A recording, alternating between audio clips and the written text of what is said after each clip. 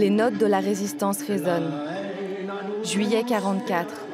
11 maquisards d'Urcy et des communes environnantes tombent sous les fusils de la milice de Pétain.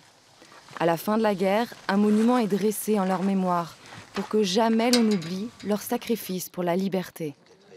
Il nous semble qu'en tant qu'élu, en tant que maire de la commune, c'est un devoir d'alerter les populations, de les maintenir en éveil de façon à ce que ces tristes épisodes de l'histoire ne se renouvellent pas.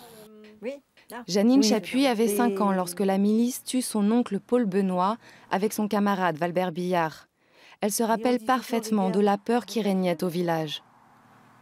Il ne fallait pas qu'on sache qu'ils soient vraiment du pays. Donc quand ils sont tombés, ma grand-mère a vite, une fois avertie, est allée et a enlevé les plaques. Ils ont été enterrés la nuit et voilà, c'était un peu du top secret.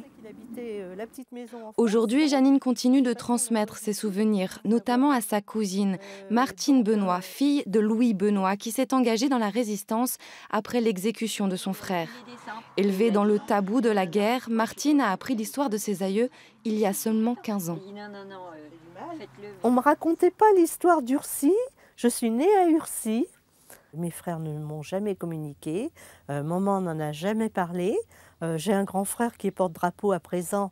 Et quand je suis arrivée, que j'ai découvert le cimetière avec que des noms Benoît et le drapeau bleu, blanc, rouge, etc., j'ai dit quand même, il y a quelque chose qui s'est passé. Et ma cousine était là et m'a raconté. Les deux cousines partagent aujourd'hui un passé qui semble bien lointain, celui de 11 jeunes qui ont donné leur vie pour notre liberté.